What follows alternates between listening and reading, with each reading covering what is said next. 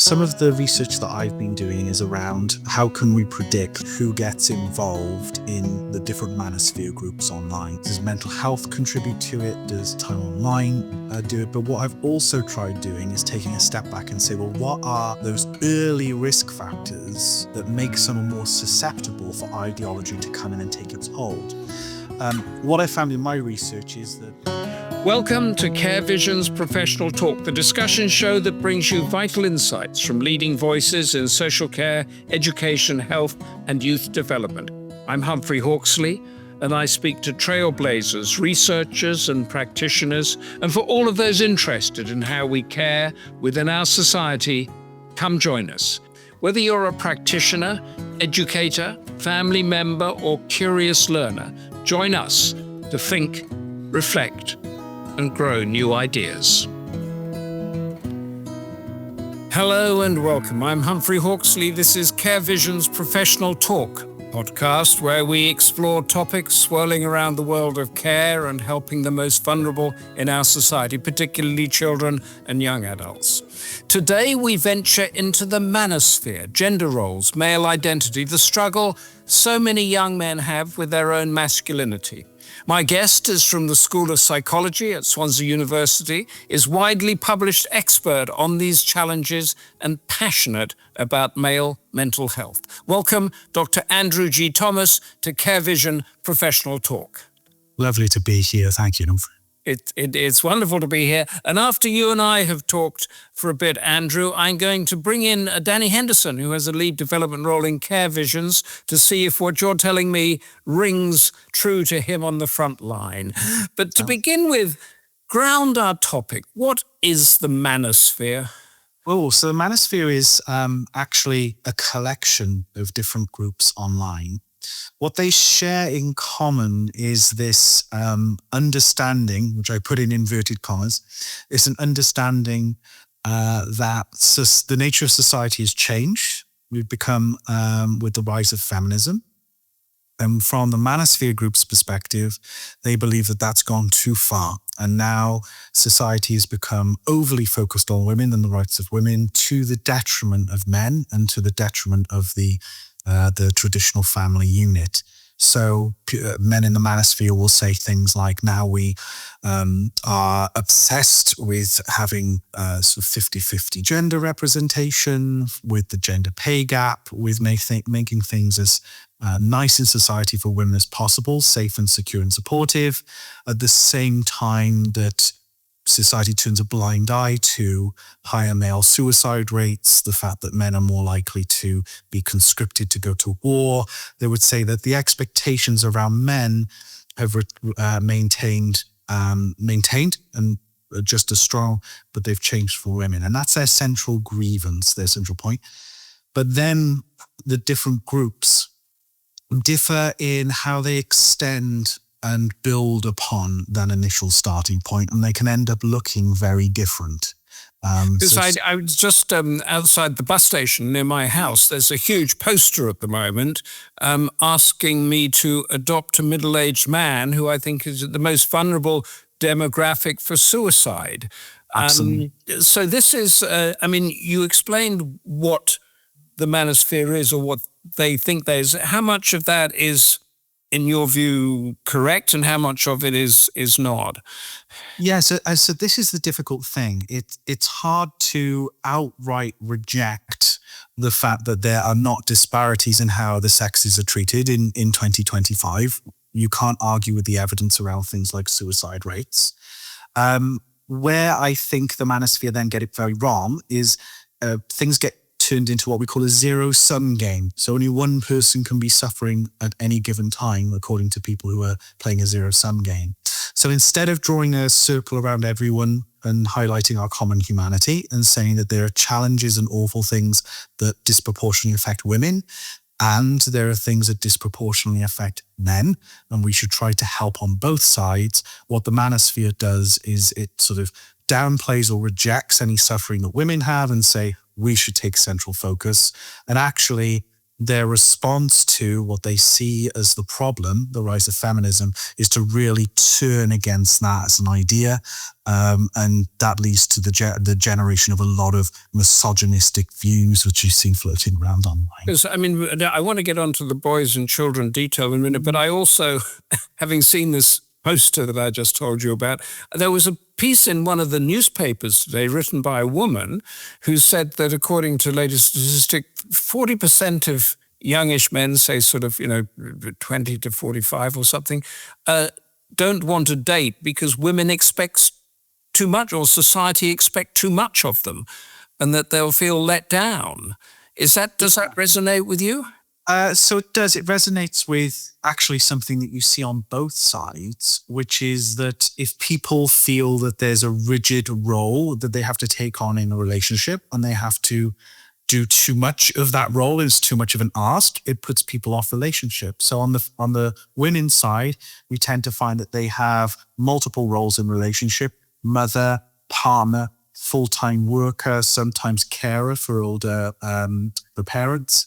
And role overload is a predictor of poor relationship satisfaction and poor life satisfaction. And you get it on the male side as well. If feels like there's too much emphasis on being a provider, too much emphasis on also being a stellar full-time father alongside that, they can be kind of off-putting. I think some people go, well, actually, what I could do is stay single, have ultimate freedom, and that's a preferable position for me than engaging in all of these roles that require something from me. Okay, let's return to that, but I want to go back right to boys. When do you, as they're growing up, when will they begin to identify these issues, and how, as sort of adults in the care community, or just as adults and parents, how do you spot the problems that could be emerging? So a couple of things to say there. So I do a lot of work with men and young men who are involved in some of these Manosphere groups. The most prominent one is Incels, involuntarily celibates. And when we talk through the history of these guys, there tends to be a lot of social isolation and can't say ostracization now, but you know what I mean. Ostracization. Perfect. Thank you, Humphrey. I'm tripping over my words.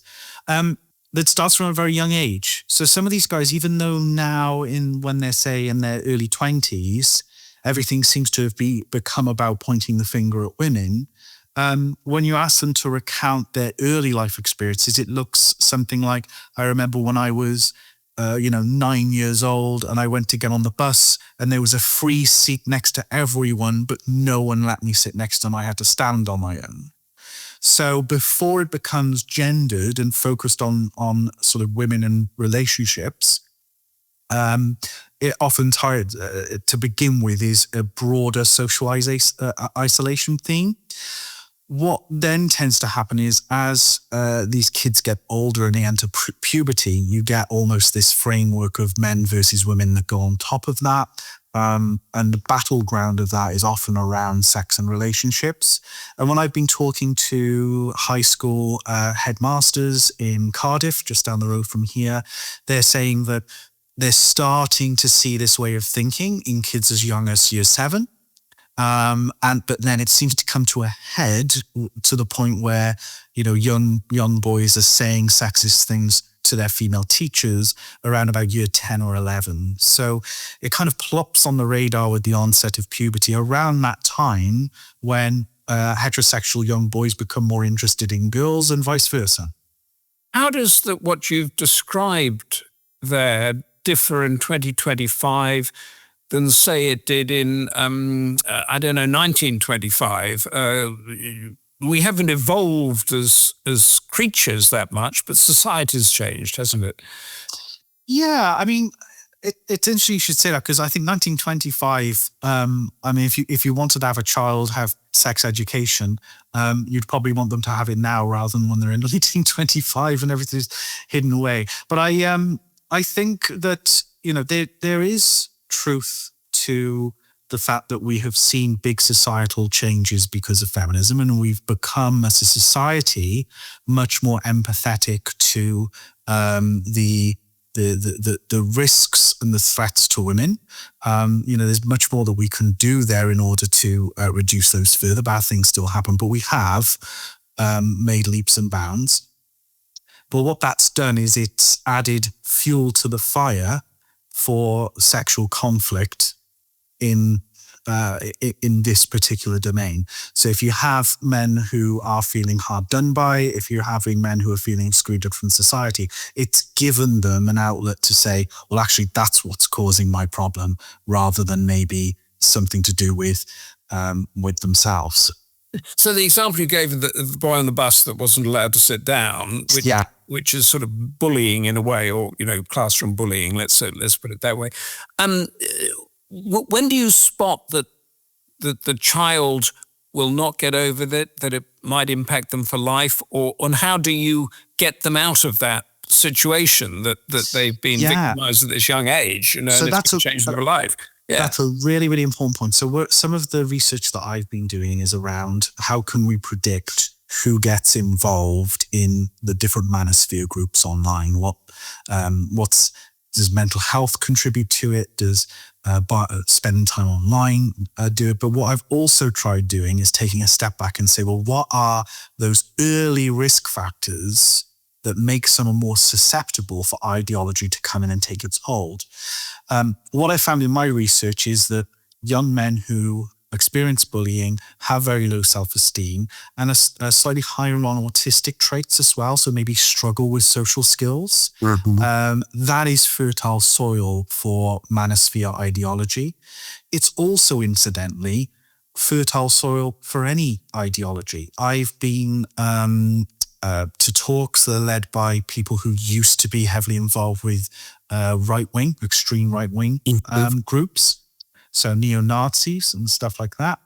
And to recruit to those causes, they will often do things like sit outside school gates, look for the young boy who looks browbeaten, who looks like he doesn't have any friends, like he's being bullied, and they will say, you come with us, and not only will you feel like you fit in somewhere, we'll make sure no one bullies you ever again. Mm-hmm. So that profile of a young man or a young boy who seems socially ostracized, doesn't have many friends, struggles with social skills, that's the point to intervene. So that's the point before they've even gotten involved in any manosphere ideology, because if we detect that for us should be an orange flag for someone. If we're not going to set this young man on the best path we can, someone else is going to come in and scoop them up.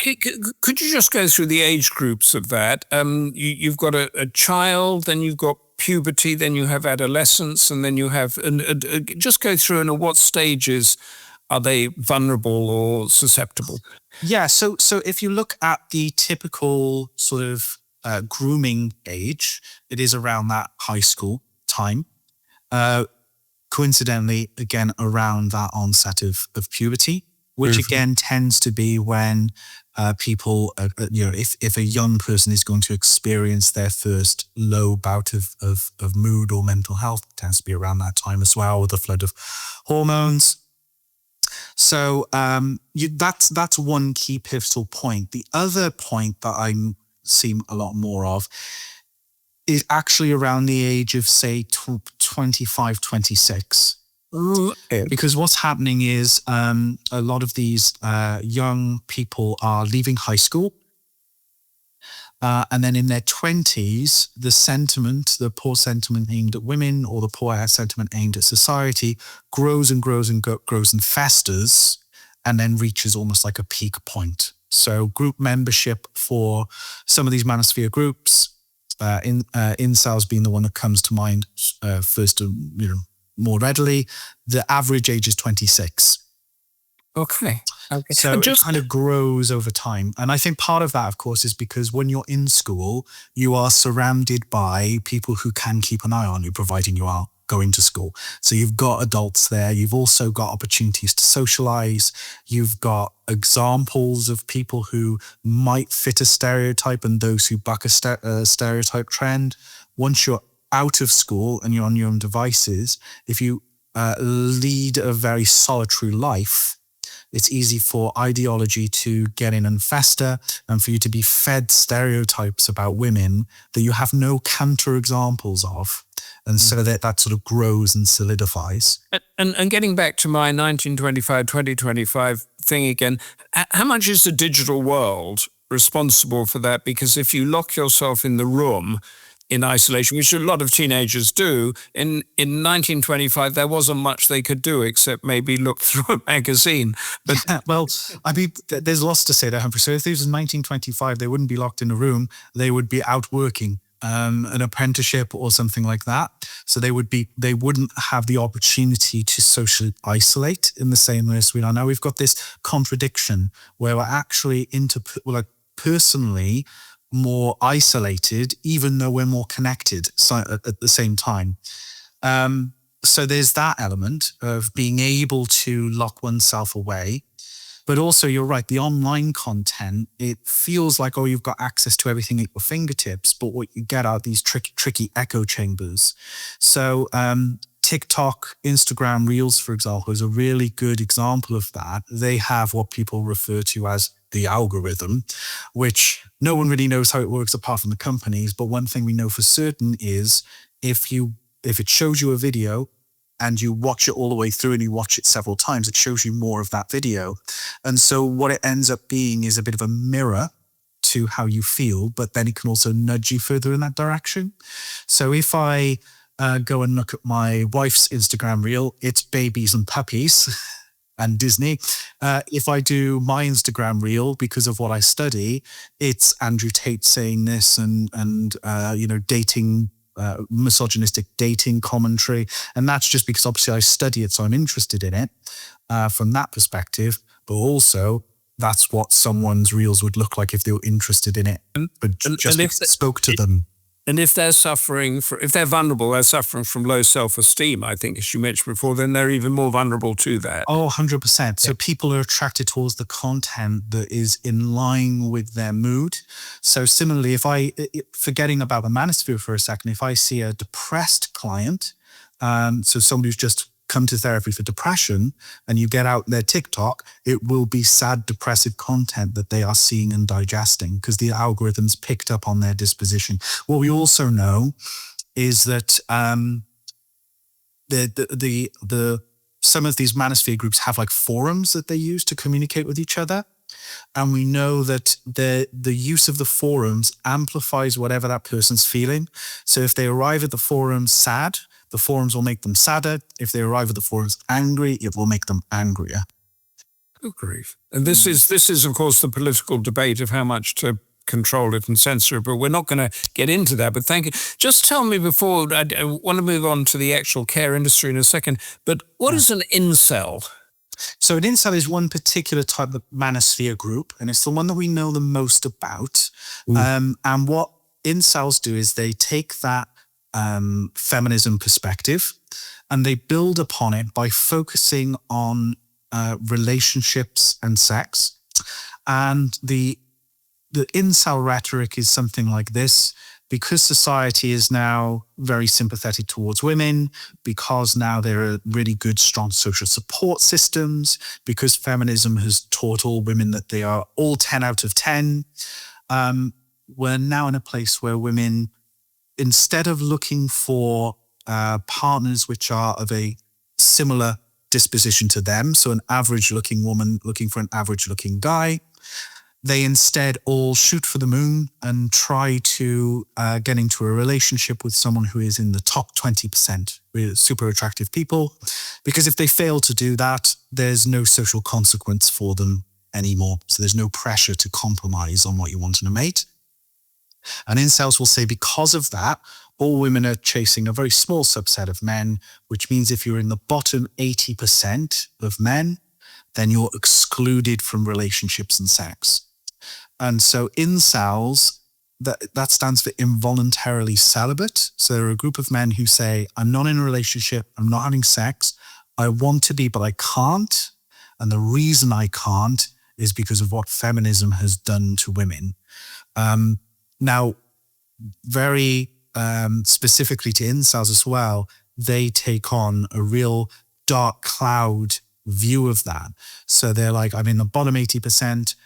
It's over for me. There's nothing I could do about that. I may as well roll over and die. And in fact, the owner of one of the biggest incel forums also set up an assisted suicide forum. And there are routes from that forum into the assisted suicide forum, a clear pathway. So unlike I'm going back to 1925 again, when you try asking a dozen girls out on a date and 19 will, or many will knock you back, but one will say yes. You don't do that in this world. You just assume they're all going to say no. Yeah. So in 1925, or probably more accurately, let's say the 1970s, the only option you had was to go out and approach people. But now that we have the technology for dating apps, what incels generally are very sensitive to rejection, and they're very socially withdrawn. So they will just use the dating apps, where actually it's a lot harder to get people's attention. They will infer from a lack of success on the dating apps that they're ugly and can't do anything about it. And so they will kind of give up trying. But whereas in 1925, you might have some mates to cheer you up and say, oh, don't worry, it's not so bad, you'll find someone. What incels do is they gravitate kind for kind, and they have a culture which is built around, no, you should give up, it's over for you, it's over for all of us. Yeah. That is fascinating. Now, before we started this recording conversation, you were talking very vividly about how the animal kingdom actually dealt with these topics we've been talking about here, the puberty, the dating, and all of that sort of stuff. Can you explain that a bit more? Yeah, so I'm an evolutionary psychologist, and I think a lot about humans' place in the animal kingdom. And I was reflecting on this with a friend the other day, that in most mammals, the way that we learn tricky social skills, both attracting a mate or building status and navigating that, is through play. So lions play in order to learn how to fight. Chimpanzees play in order to learn how to select mates. And a lot of the time we don't realize that humans play too. Human play is to develop those things. So playing sport when you're younger, even playing things like tag when you're younger, is all learning about how you interact with other boys and girls, which informs how you interact with adults.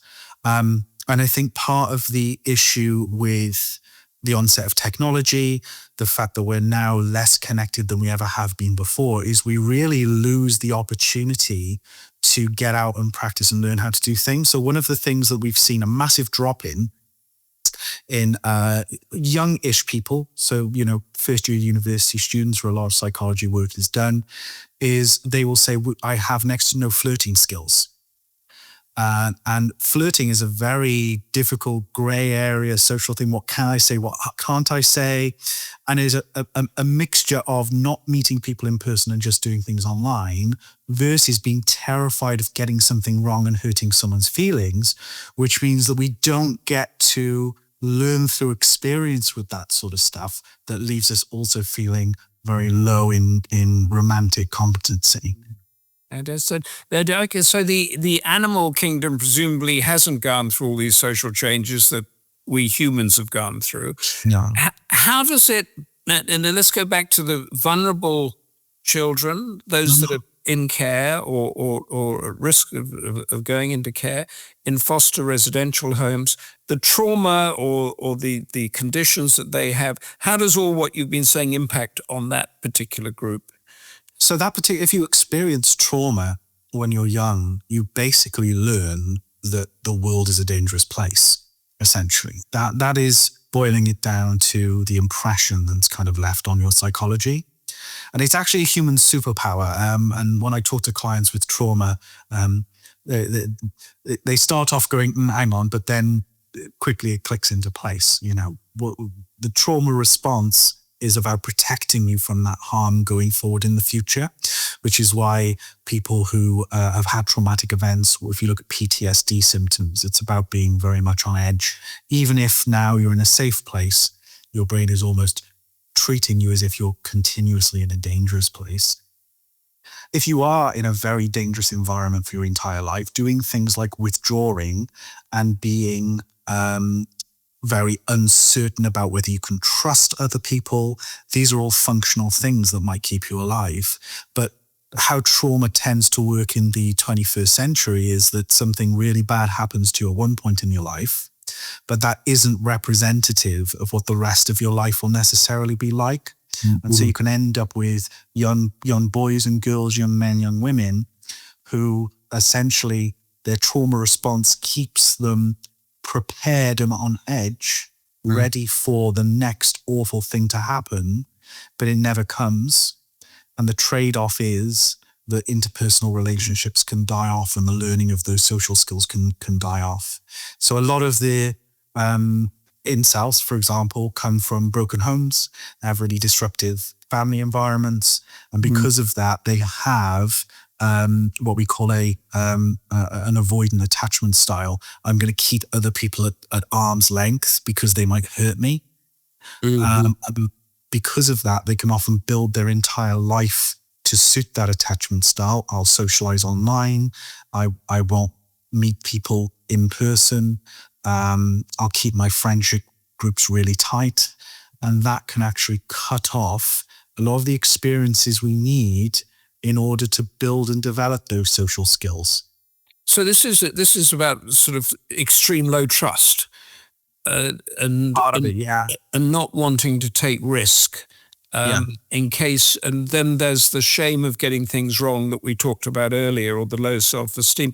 Let's take a prepubescent boy that comes from a broken home and is either in foster or residential care. Would the professionals there know how to deal with that, or would it be? I think implicitly they probably do, because what the research tells us is if someone has some formative experience like that really sets them up to see the world in a certain way, the way that you move away from that now is to provide them with secure, nurturing, supportive relationships that run against that, and that's what leads to change. So if you have, even if we look at the adult literature, if you have someone who's very insecure in their attachments and they're worried about getting too close to someone, and you track them as they enter into a romantic relationship with someone who is very secure and doesn't fold into that idea of shaming them if they're vulnerable, you see that person improve over time in their model of other people. So the relationships we have going forward after a traumatic event really matter. And the quality of those relationships, the qualities of those relationships that matter are things like, being around for that person, showing unconditional love for that person, even if you disapprove of what they're doing, giving time for that person when they're vulnerable, not shaming them. And so what I mean in response to your question is I think a lot of people who work in the care industry, whether they've sat down and thought about it academically, I don't know, but they probably show those qualities and probably recognize the importance of those qualities. And that's what young men and women need. And that trigger that you mentioned earlier, one traumatic experience in a world that isn't going to give, you're unlikely to bump into it again, and you have that at sort of 8 or 9 years old or something like that. Is there a time that you would know that condition has been resolved, or will it be with them for life? So you tend to know by when someone starts getting in trouble because of their past way of coping. So I always remember one client that I had who grew up on adopted, grew up on an exceptionally rough council estate where he was severely beaten by boys of a similar age. And basically he from that point on lives his life on yellow alert, waiting for someone to attack him, but also then being overly sensitive. The sort of like the best defense is a good offense. So he got to the point where he would be in very, very safe environments as an adult, but be very quick to anger and find himself initiating or starting fights, basically, because to his brain, he was still in an environment where I need to stand my ground. I need to fight, otherwise people will fight me.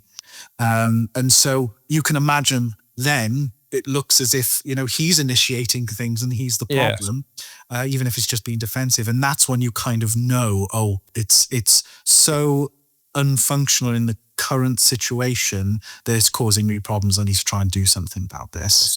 I mean, it sounds so that the way you've described it, that my work as a foreign correspondent out in Africa, and that is that quite often children were much safer in a professional institution than they were with their own families. And I know it's a sort of completely topsy-turvy view of the world, but I think that what you said is that in some cases that could be true. But I want to bring in now my colleague, Danny Henderson, who's a senior development role with Care Visions and is working on the front line of what we've just been discussing. So Danny, if you're able to unmute yourself, thank you for joining. And in a nutshell, you've been listening to the conversation with Andrew.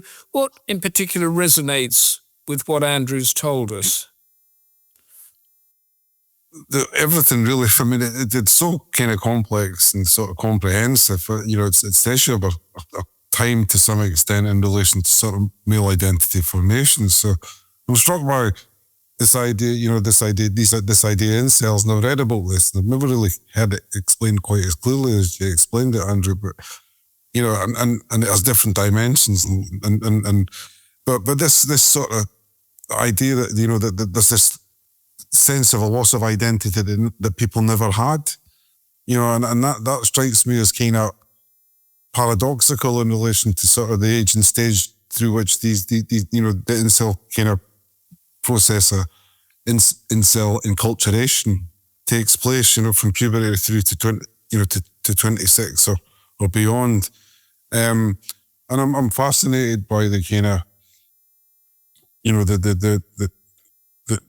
the discourse in a sense, because I grew up in this sort of partly in the 70s, mostly in the 80s, and for a wee bit in the 90s. And, it's sort of gradually, even I've got quite a good memory, my mother tells me, but through the 70s, you were incredibly sort of sexist kind of, misogynistic cultures, toxic masculinity was the norm to some extent in the working class environment where I grew up. There were some good people, good men, and really good role models, I have to say.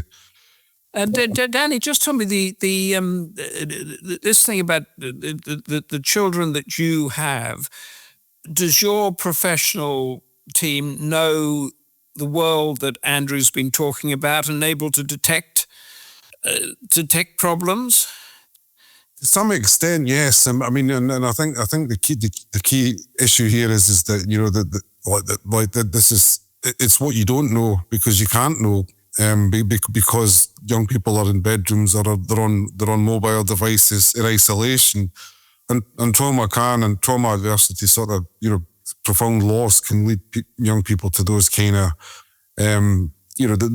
draw people. That's a coping mechanism for a lot of young people. Some young people will act out. Some young people will kind of find other ways of coping. But for some young people, becoming reclusive and sort of deeply sort of disappearing inside themselves, with the only out being sort of social media. So that has the potential for some level of kind of positive engagement with the wider world. But it's also, we're talking about sort of ambient risks for young people of both sexes, and Andrew, I mean, or both of you, if somebody is sort of a teenager is locking themselves into a bedroom in a care home or in the, I mean, who has got the authority to knock down the door and drag them out and take them to a rugby match, for example? Andrew?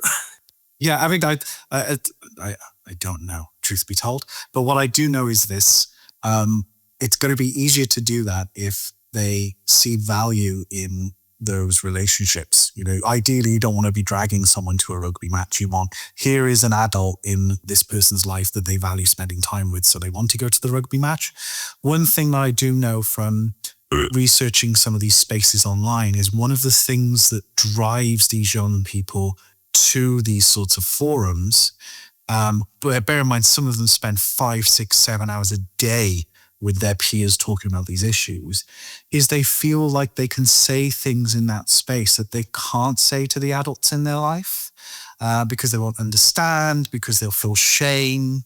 And I think also because these days there's this pressure that certain views, everything has to either go in the good box or the bad box. And so instead of saying, okay, would you think this thing? Let's pick that apart. What's good about it? What's bad about it? It becomes either you shouldn't have that thought or you should. And I think, and I could give plenty of examples of that, but I think young men and women are being pushed into these more accepting online spaces which are echo chambers for what they believe, and are moving away from the adults in their life. Because I'm often asked, well, what's your advice to parents? And I think it's about having that open mind, open conversation, trying to not be judgmental. Because if you're too judgmental, they'll just stop talking to you. And that doesn't get rid of the nasty opinions and the misogyny. It just forces it underground. Do you have rules, Danny, about looking at the phone and how long they can be on social media? Or I mean, our job fundamentally is to mediate these things, Humphrey, and have an understanding of the young people and their kind of the only way we really learn about them and their world is through dialogue, and the only way they really learn about the world is through dialogue with us. And dialogue is the process through which we develop mutual understanding, and as adolescents, as children, we develop an understanding of the world outside that secure base. So what we're trying to do is create a secure base. There have been times in the past where institutions were overwhelmed by rules that were couldn't be upheld and couldn't be sort of enforced, or were enforced in a really kind of brutal way. So we are very much focused on sort of developing the kind of relationships that's supportive of dialogue, that's supportive of that sense of safety. And I think this is a really sort of, there are other wins here for you, short-term wins here for young people in these environments that are echo chambers, though, in terms of the oxytocin sort of hits that you get from validation, from that sense of being seen, recognised and understood. And I think, I don't know enough about that, and I don't, and it's not my thing. I work with people, not computers, for a reason, and we barely got on this afternoon. But, there is something about maybe we need to be sort of, there's a wider issue in terms of the how this is covered in the public discourse, political discourse, and through media as well, which is that there's a kind of hopelessness and a judgmental kind of. That's what you were talking about. And it seems to be there's two worlds here. There's the one that can be quite attracted to me if I'm feeling a little blue, of the security and certainty of my own echo chamber. And then there's the uncertainty of even walking out onto the street where you're not quite sure what's going to hit you. And that's the other world, isn't it? And so people gravitate to, what is the more secure, predictable, comfortable place.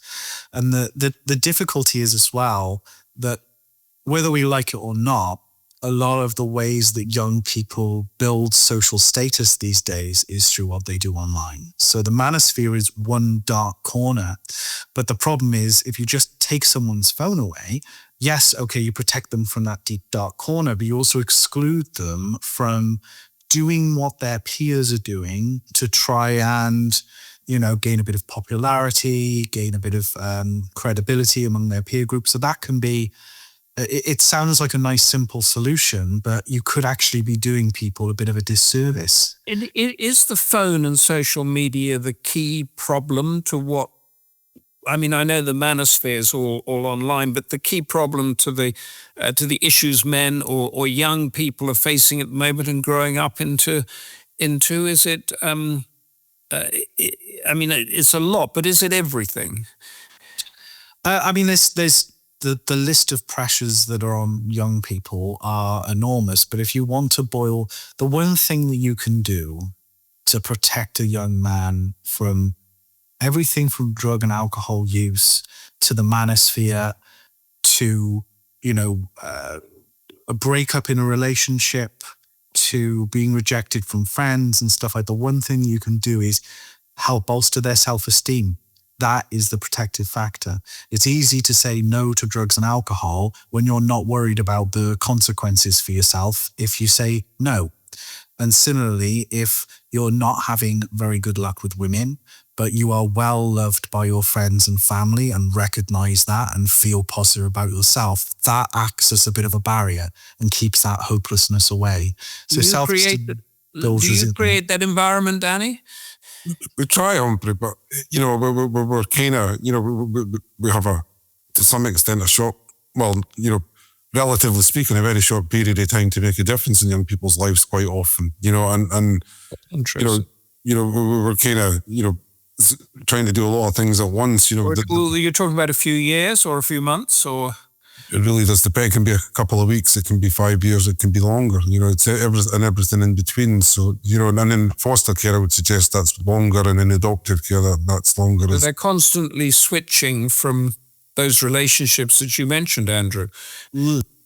Potentially, but, you know, we kind of try and afford some level of consistency, some level of stability that allows transitions to take place in a planned and kind of a way that's conducive to sort of, you know, that isn't just a kind of, you know, a production line, or kind of, you know, a procession of different sort of placements and people. So some level of consistency, but it's not ideal. It's suboptimal. It's by definition suboptimal, or, you know, we wouldn't be doing it, but it's generally reactive. You know, your kids being removed from the family is a reactive response to you know, immediate or imminent risk to the development, well-being, and you know, and sometimes in extremes. So you know, we're picking up young people. You know, we're meeting young people in the worst of circumstances from their perspective. You know, it couldn't really be worse. And I think all of these issues kind of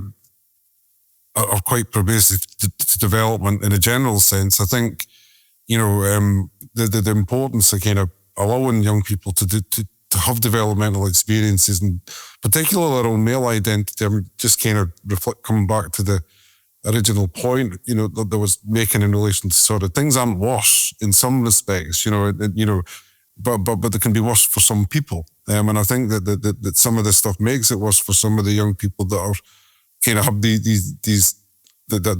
vulnerability amplified on a space where there are no real safeguards, or moral safeguards, or social safeguards. They're kind of, you know, so it's going to be where predators and people that are looking to manipulate and exploit young people.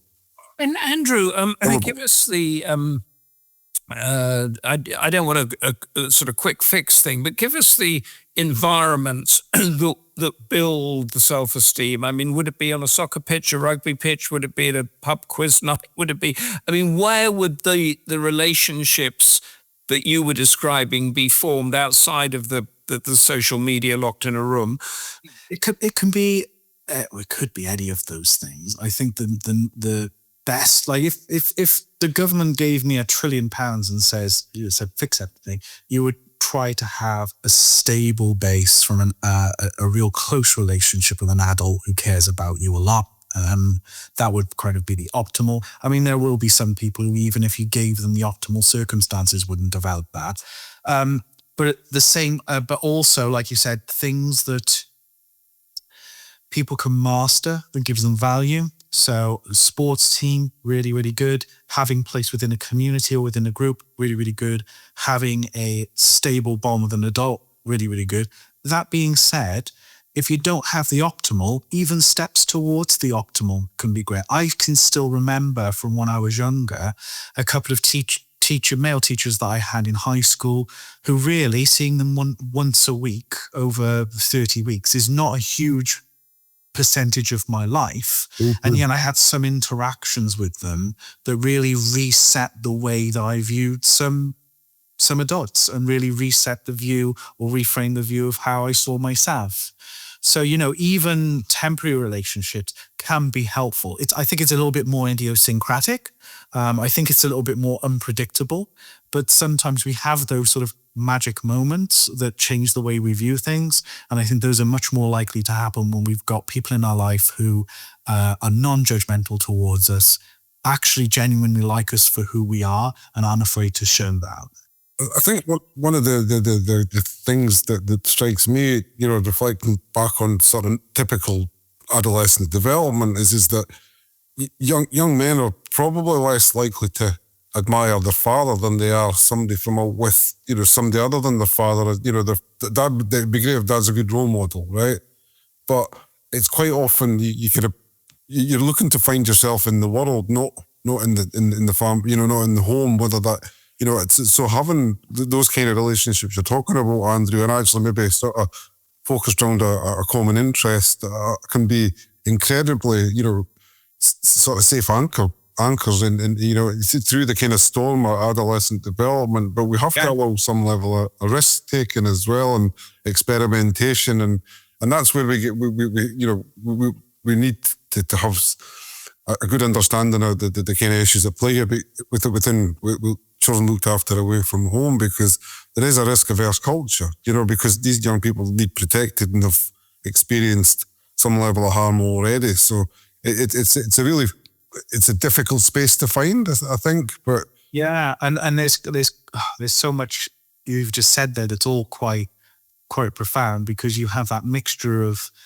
sometimes when people are in adolescence, part of that is trying to pull away from that family home and look elsewhere.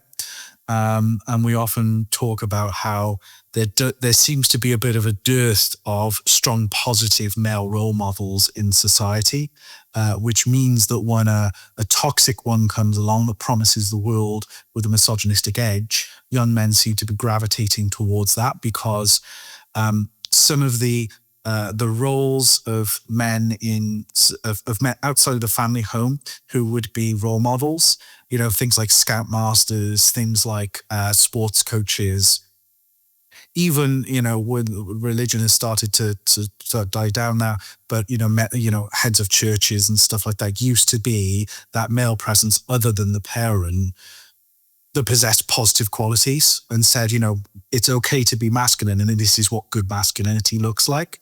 There seems to be a dearth of that now, and people are looking for things to fill that vacuum. And that goes hand in hand with the other thing you were saying, a lot of those settings not only would involve, a good male role model, but some way of like, a sports team, a rugby team, something like that, some way of navigating your place among groups of boys, learning how to treat one another, how to build status, how to hurt each other and apologize. And the more and more COVID did a lot of this. The first year I taught university students out of COVID, I was presented with a cohort of students that are age 18 but couldn't make eye contact with me because the social skills have gone.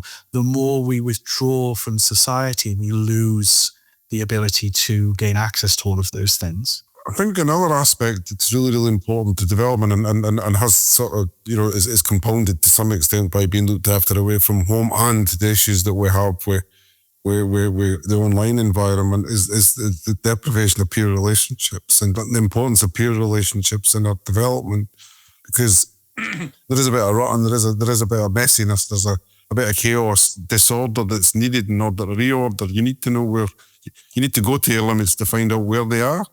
And around adults, that's really, really difficult. So it seems important that we think about peer relationships and creating spaces whereby peers can congregate and engage and socialize with minimal adult interference. And again, that feels quite countercultural at the moment, just in terms of sort of how, it's been on and off. I remember the hug a hoodie thing and understand a little less, condemn a little more, and all the political slogans around sort of antisocial behaviour. But there's you have to kind of at least sort of flirt on the edges of antisocial behaviour to learn how to behave socially.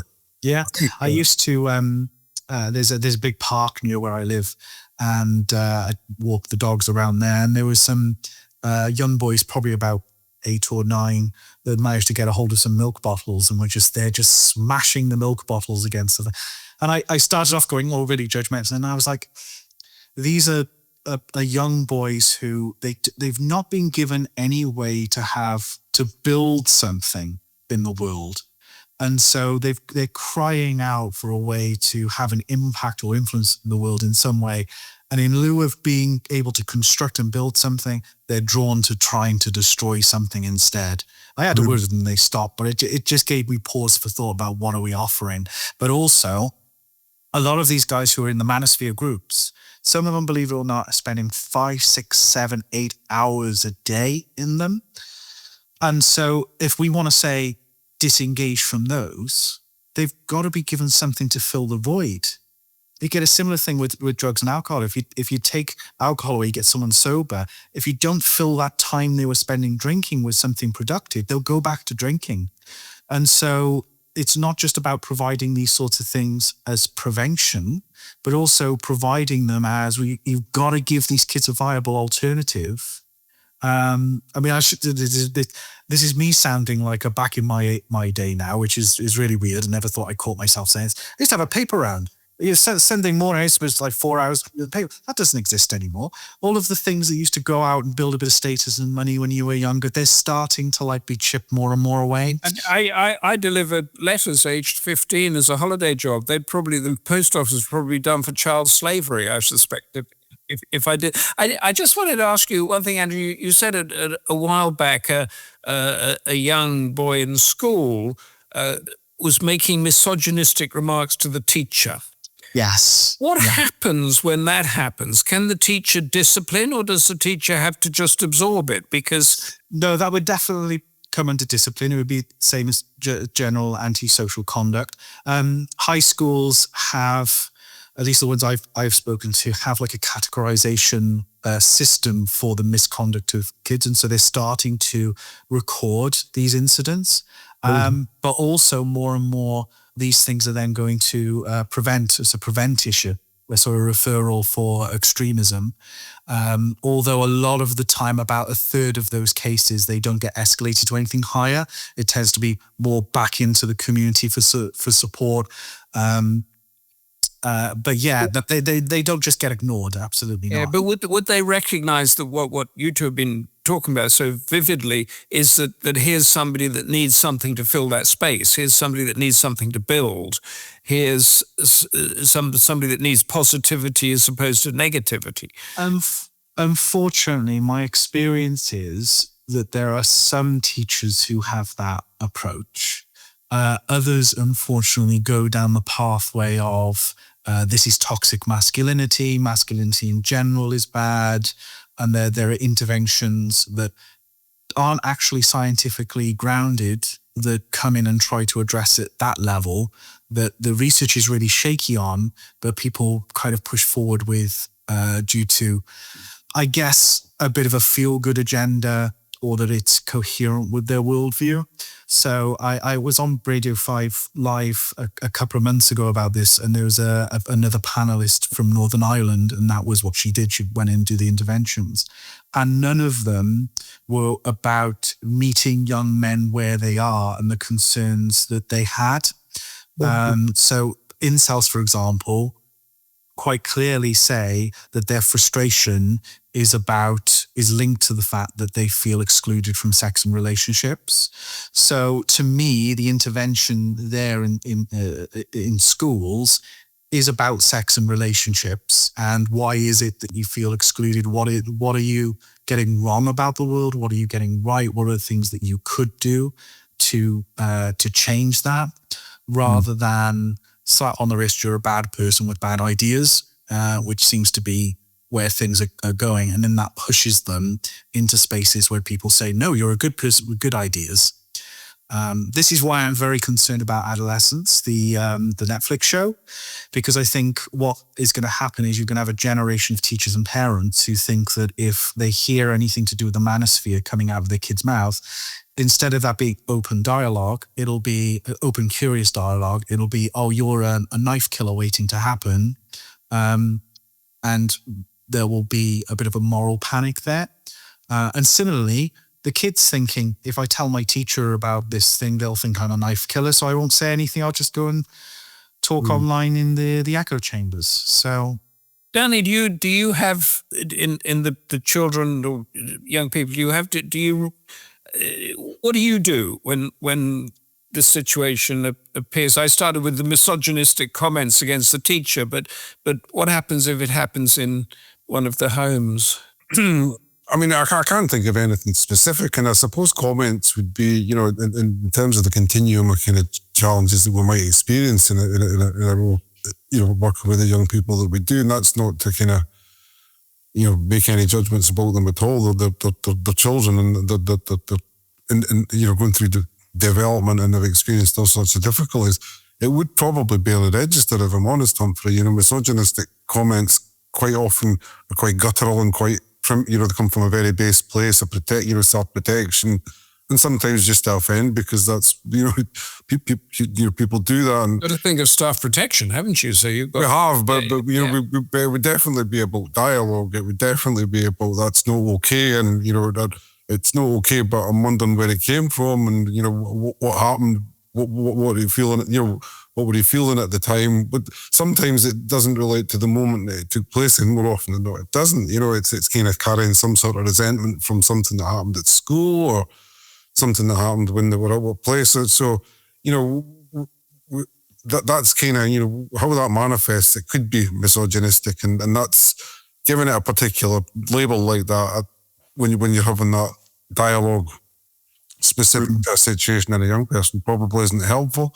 But it is helpful to sort of model pro-social behaviour and some level of conflict resolution skills. And there is something about, that we're not, none of us immune to the kind of cultural implications of some aspects of this, the political aspects of this, and how it's been sort of appropriated to some extent for political capital, and to be outraged by it somehow makes you look like you're tough on antisocial behaviour or behaviour in general. There's a lot of, at least some level of kind of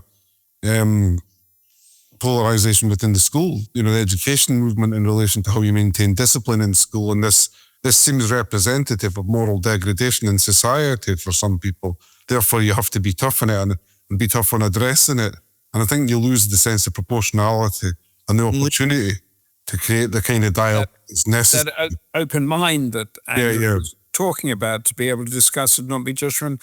We are almost out of time. Andrew, I want to come back to you right at the end for a final thought, something we can all go away with and talk about in the pub and around the water cooler. But our December professional talk next is with Dr. Claire Cameron, Britain's first professor of social pedagogy, which integrates care, education, fun, relationships, what we've been talking about here, into the whole upbringing of vulnerable children. Now, for any comments, questions, challenges for Andrew Thomas or any of us at Care Visions, please get in touch.